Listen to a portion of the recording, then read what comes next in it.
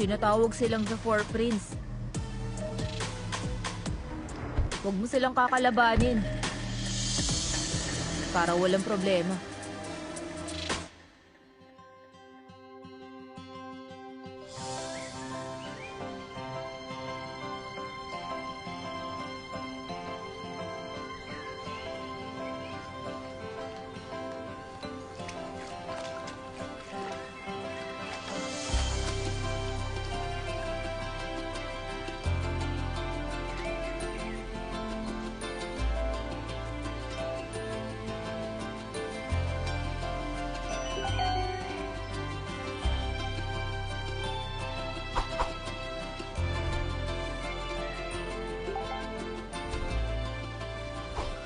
Tanghali na pala. Gigisingin ko muna yung mga bata. Oo, sige.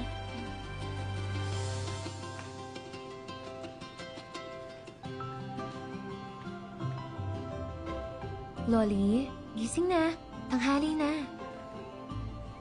Bunga, bangon na. Tanghali na. Alia, gising na. Tanghali na. Pero Sabado ngayon, diba? Ganito yan. Kapag gumigising kasi kayo ng maaga, mas marami rin kayong oras para makapaglaro, 'di ba? Bangon, bangon, bangon! Kita nyo? Gising na rin si Dino, oh. Siyempre, no? Miss Feli, magluluto ka ng fried rice para sa amin? Nangako ka na magluluto ka ng fried rice, diba? Ayoko nang laging tinapay eh.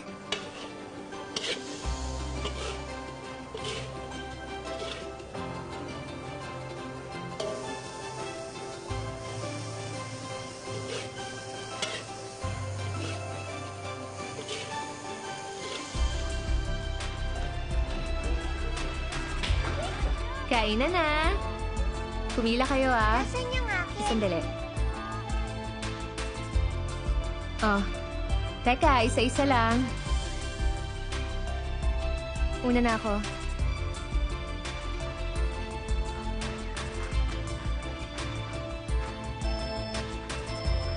Sige, hulin mo ako! Sabi mo! Hi, Miss Feli! Hi!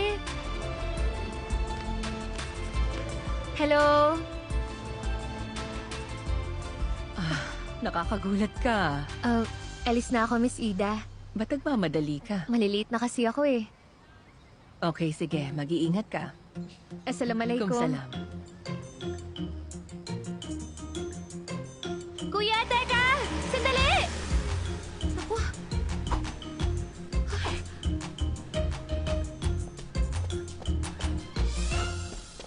Jangan pernah bertanya mengapa ku mencinta. Jelas sudah di mata, apalagi di hati.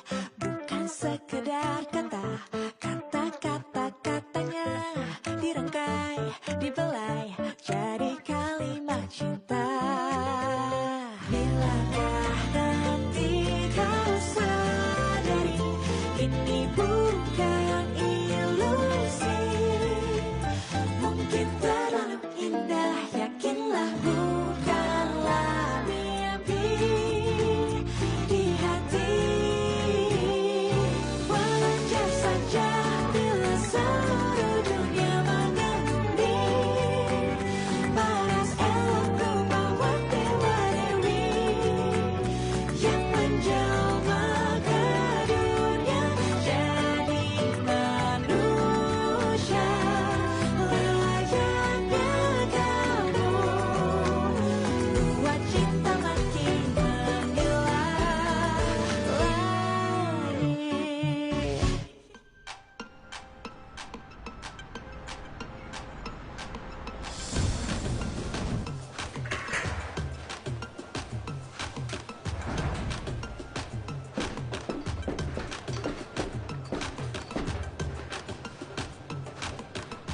Saan ka ba nanggaling? Ba't hindi ka sumasagot ng tawag? Magbihis ka na at magpunas ng pawis. Opo, ma'am.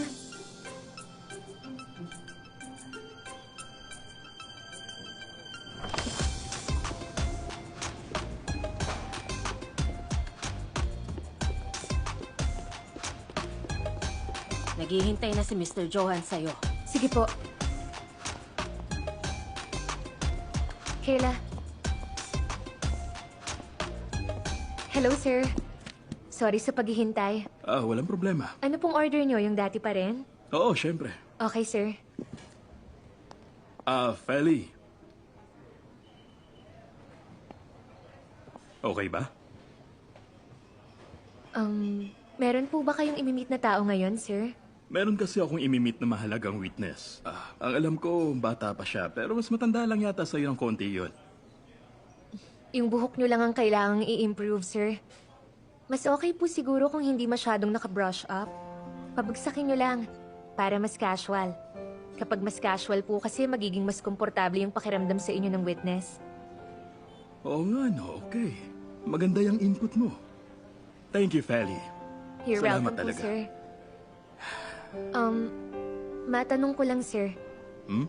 Nitong nakaraang 6 na buwan kasi, lagi niyo akong tinatanong tungkol sa itsura niyo. Wala po ba kayong mapagtanungan na kasama niyo sa bahay? Ang mga anak ko kasi puro lalaki. Kaya sa tingin ko, wala silang masyadong alam sa style. Tapos yun namang asawa ko, matagal na siyang namayapa. Ay, sorry po, sir. Walang problema. Kaya naman masaya ako sa tuwing nagbibigay ka sa akin ng inputs mo. Salamat ha.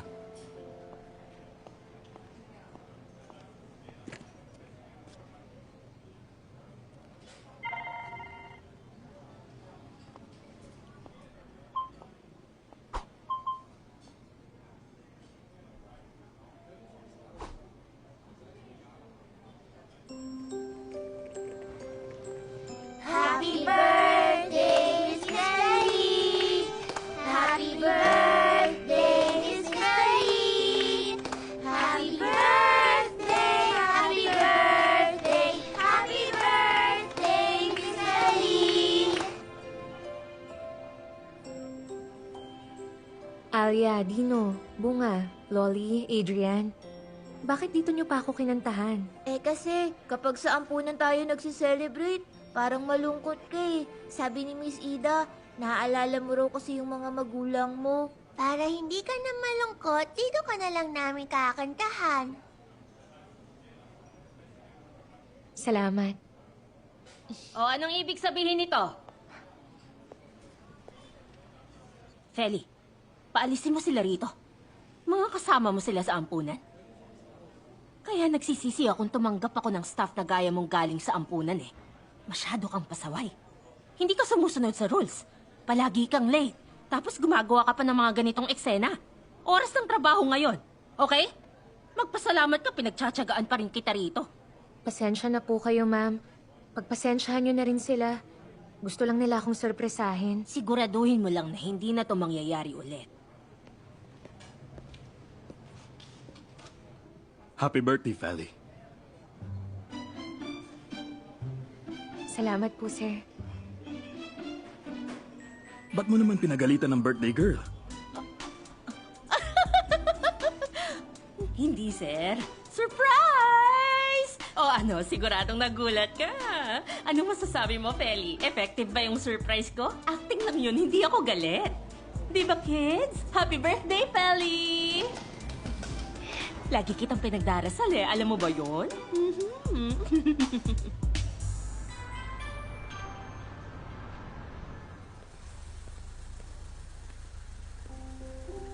Sarap naman sumakay, ganda ng kotse. Dahan-dahan. Kaya mo ba?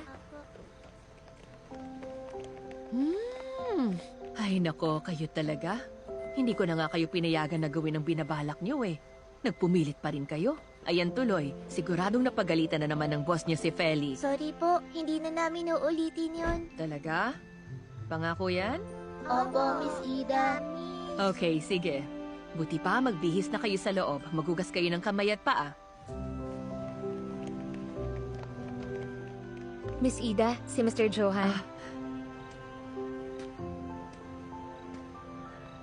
Good evening. Ako si Johan. Ako si Ida. Sir, salamat po ah. Hinatid niyo pa po talaga kami ng mga bata. Siya si Miss Ida, ang head nitong ampunan. Maraming salamat sa paghahatid niyo sa mga bata, sir. Pasensya na kung nakaabala sila. Hindi, wala yung problema.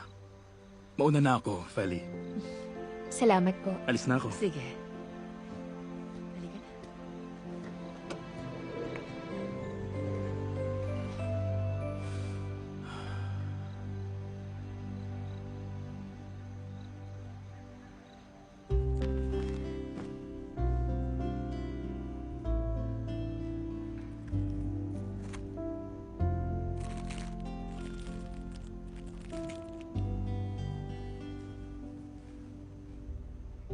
Feli, Kanino po galing tong regalo? Kay Chloe? hindi. Regalo ko yan sa'yo. Sorry ha. Yan lang ang nakayanan kong ibigay sa'yo. Bakit naman kayo nagsusorry? Ang laki-laki na nga nang naitulong niyo sa akin eh.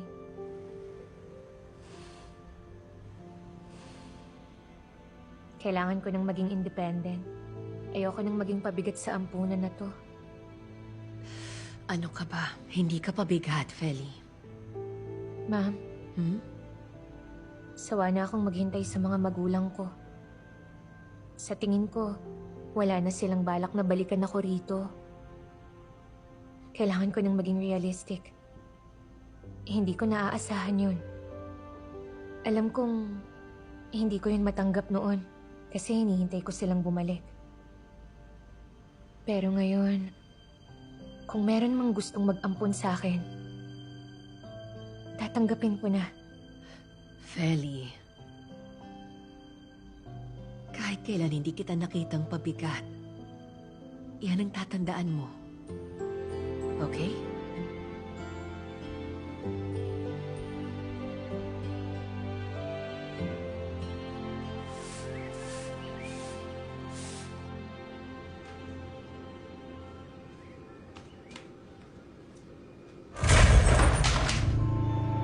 Miss Ida! Miss Ida! Miss Ida!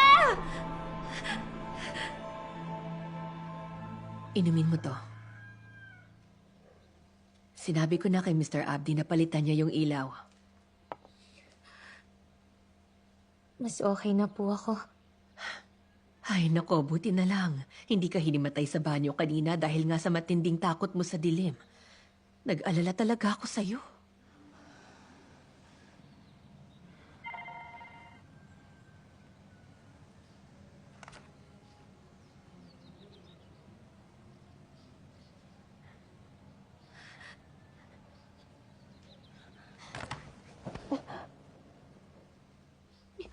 Bakit, Feli? Natanggap po ako sa Bodhidharma School. Talaga ba? Congratulations! Salamat naman. Natutuwa ko marinig yan. Ang galing mo talaga. Feli, sa pagkakaalam ko, ang Bodhidharma School ang pinaka-nangunguna sa lahat ng scholarship school. Sa lahat na nag-offer ng scholarship, walang makakapantay sa kanila. Swerte mo. Opo, kaya nga ang saya ko eh. Sana matulungan niyo rin po ako sa mga papeles ko. Hindi magtatagal, magsisimula na ako sa bago kong school year. Oo, syempre naman. Tutulungan kita. Naalala ko, doon din pala nag-aaral si Chloe. Ang ibig sabihin nun, makakasama ko niya sa iisang school si Chloe. Wow! Dear Mama, masaya ako dahil sa wakas makakasama ko na rin ulit sa iisang eskwelahan si Chloe.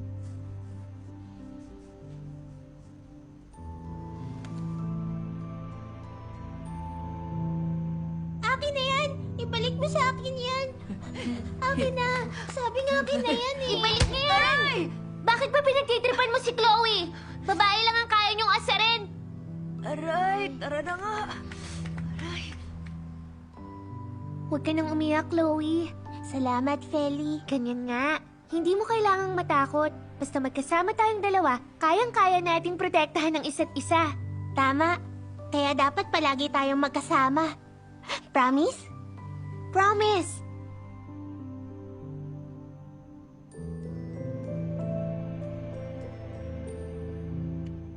Chloe, kumusta ka na ba? Miss na kita.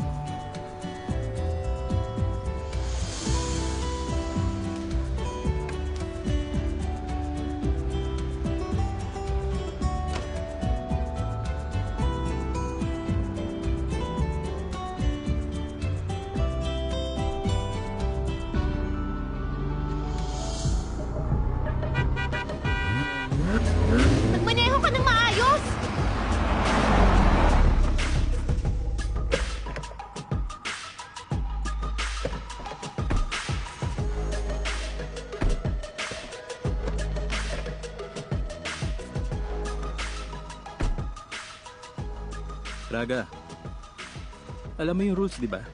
Bawal mag-park dito. Drop-off area to, hindi parking area.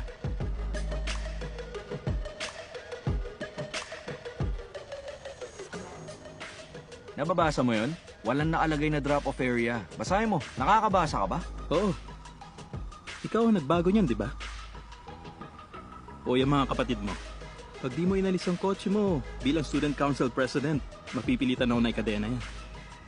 Kasi hindi magandang ehemplo yan eh. Lalo na sa mga naghahatid ng anak. Ano sinabi mo? Ikakadena kong kotse mo. Okay lang, hayaan mo na. Para di ka malate sa klase.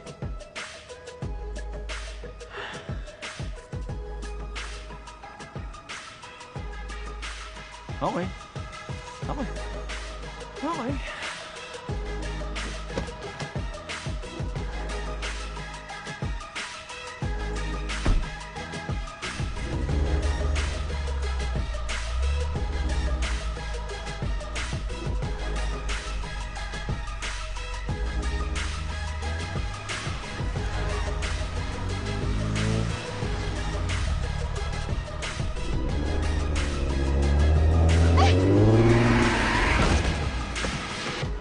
Okay ka lang? Gaano katagal na ako nakapark? 1 taon? Higit pa? 2 taon? Pero wala kahit 1 tao nagreklamo na nakapark ako rito. Estudyante man o magulang. Wala namang issue, ginagawan mo lang. Okay? Muntik ka nang makapanakit ng tao ah. Sino ka? Babae ka lang. At muntik lang. Wala naman nasaktan. Oo, karaniwang babae lang ako. Mapanganib kang lalaki. Akin na yan. Hindi, Ibalik mo yan! hindi. Akin na yan! Ayoko! Akin na sabi! Ayoko nga! Tara na, Raga!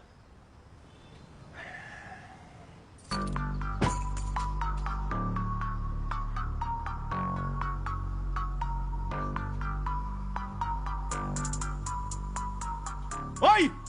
Hayaan mo na, Raga. Malapit na magsimula ang klase.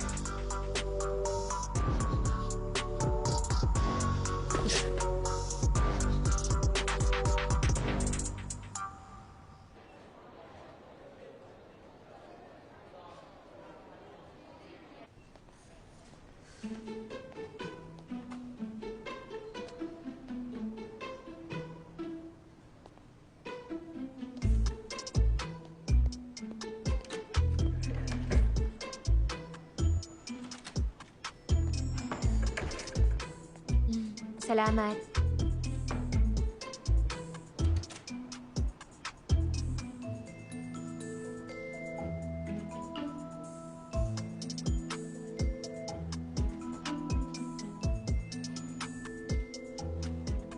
Thank you rin. Huh? Thank you sa tulong mo kanina. Sandali, transferee ka ba? Oo. Ako si Feli.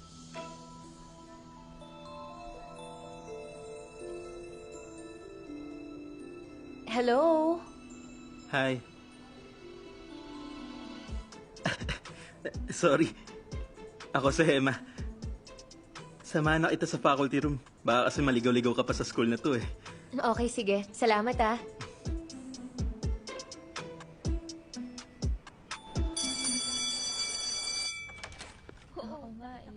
Good morning, class.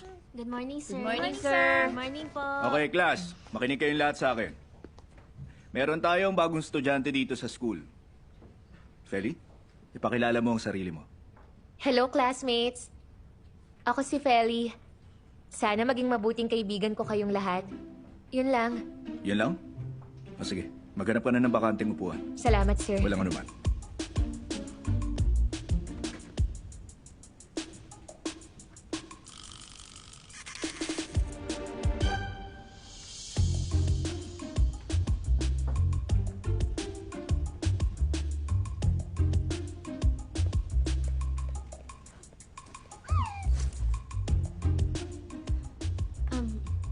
Sir, CR lang po ako. Sige.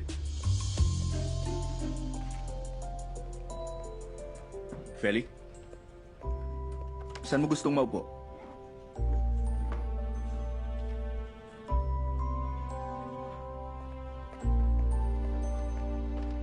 Hi, ako si Shania. Feli. Ako si Aline. Feli.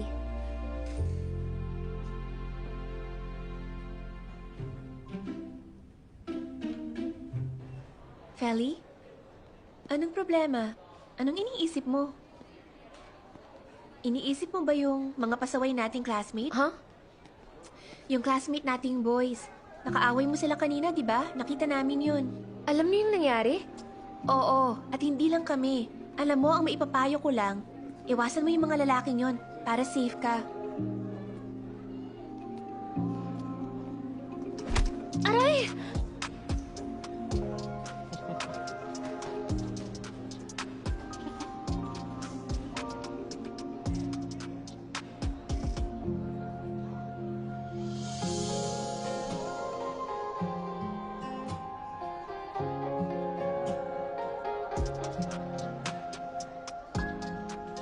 Huwag mo silang kakalabanin para walang problema. Yung mga babaeng estudyante rito, tinatawag silang four prince. Ang popogi nga naman kasi nila eh. Para sila mga prinsipe. Isa sa pinakamalalaking contributor sa school foundation ng pamilya nila. Kung tutuusin, para nga silang totoong prinsipe sa school natin, di ba? Tama. Nga pala, yung first prince, si Raga. Siya yung panganay sa kanilang apat. Minsan na siyang bumagsak pero hindi dahil sa bopal siya. Hindi dahil sa masyado siyang mautak. Wala siyang pinapalagpas na pagkakataon kasi busy siya sa trabaho niya bilang top influencer. Isa siyang automotive influencer at ang followers niya talaga namang napakarami. Ang totoo, wala akong alam sa kotse kaya hindi ako gaanong interesado ron. Pero yung mga lalaking tulad ni Raga, astig talaga. Ang next, si Jordan. Siyang pinakakalmado. Siguro dahil yun sa musician siya. Tsaka para sa akin, siya ang pinaka-pogi sa kanila. Si Helga at Naviro naman, kambalang dalawang yon. Hindi nga lang identical. Ang cute-cute mo naman ni Alvin bumangga sa'yo kanina. Naguguluhan ako sa'yo eh. Gamer yon. Maraming girls ang humahabol sa kanya. Pero para sa kanya, mas mahalagang games. At hindi lang yon, mahilig sa pranks. Ang ingay mo eh. Alis na. Naviro! Naviro!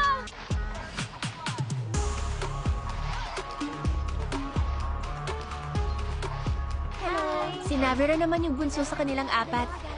Alam niya kung paano ang tamang pag-aalaga sa fans niya. Siya ang pinaka-friendly. Pero kahit ganon, mas makakabuti kung wag mo silang kalabanin. Mas maganda kung magagawa mong magustuhan ka nila. Nang sa ganon, safe ka. Okay.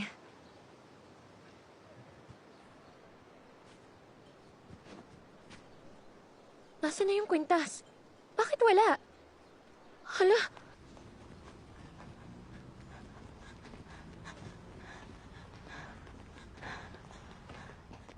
Nasaan na yun? Baka dito ko nahulog yun. Anong problema? Teka, ano bang itsura ng kwintas? Silver yun, tapos yung pendant niya, paru-paro. Silver? Ganon. Naku, lagot na. Ang pendant, paru-paro. Bigay pa yun sa akin ng mga magulang ko eh. Wala, Feli eh. Hanapin natin uli. Tiyaga lang. Okay lang yan. Bumili muna tayo ng pagkain. Ituloy natin mamaya ang paghahanap, okay? Salamat. Wala yun.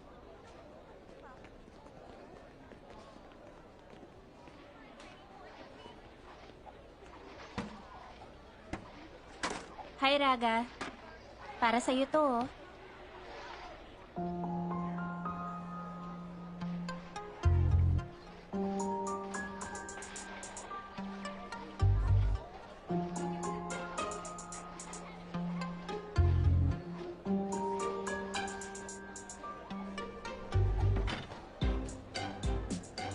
Hi, Feli. Hanap mo ako?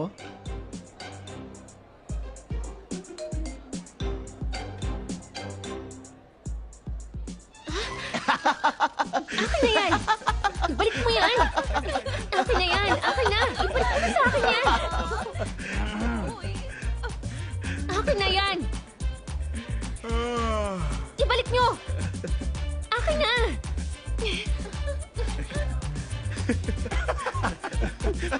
Sige, Raga, ituloy mo lang yan. Akin na yan!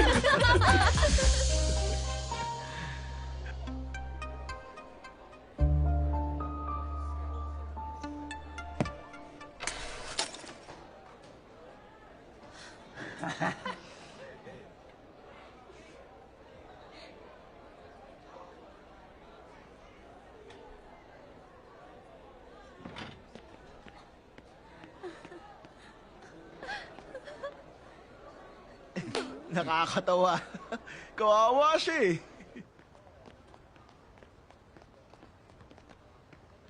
Namiss kita ng matagal. Feli? Ano bang ginagawa mo? Feli, hindi na ako yung dating Chloe. Bago na ngayon ang buhay ko rito, nagdesisyon na ako na kalimutan ng lahat ng nangyari sa akin sa ampunan. Kaya kung talagang mahalaga ako para sa'yo, please lang, lumayo ka sa akin. Stay away from me, kunwari di tayo magkakilala. Ha? Seryoso ka ba dyan? Naintindihan mo naman yung sinabi ko, di ba?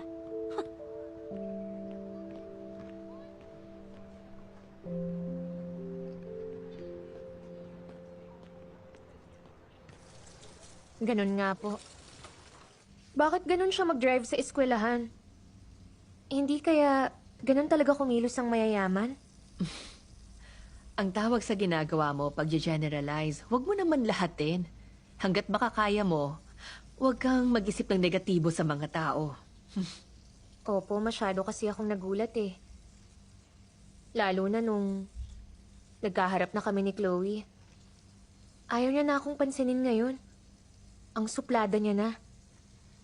Tama bang sabihin niyang kunwari hindi kami magkakilala? Hayaan mo na lang. Baka kasi may problema si Chloe. Di ba? Porket may problema, kailangan niya ng kalimutan ng kaibigan niya.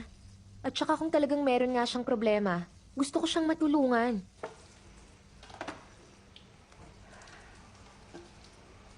Nga pala, ba't iba yatang lulutuin natin? Isa-celebrate kasi natin ngayon yung pagkakatanggap mo sa eskwelahan, okay?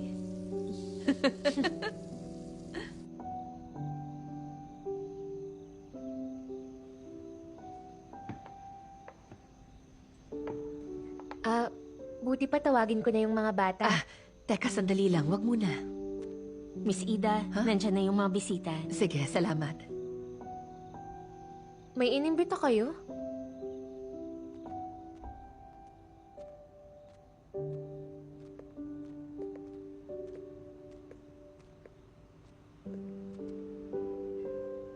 Teka, ba't andito si Sir Johan?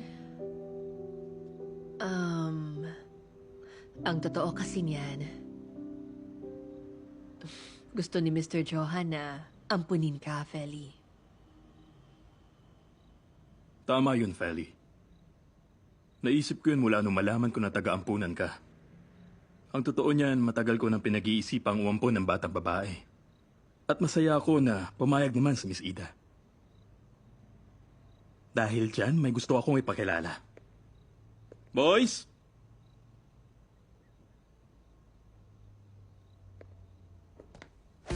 Sila ang mga anak ko.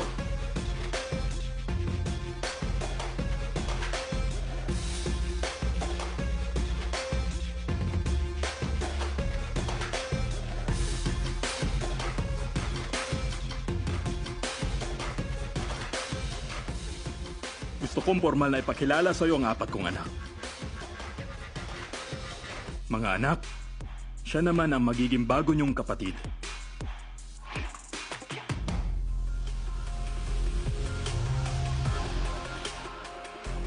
Sinama niyo kami para ibalita sa amin yan? Maupo na lang muna kayo para mas makilala niyo ang magiging bago niyong kapatid. 3 lang ang kapatid ko, Dad. At kung talagang gusto niyo mag-ampon, bakit naman siya pa? Raga, Kwintas ko yan ah. Ba't nasa iyo yan? Ibalik mo nga sa akin yan. Ibabalik ko to. Pero kailangan tumanggi ka sa binabalak ng dad ko na ampunin ka.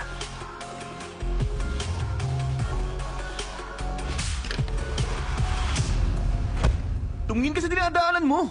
Jangan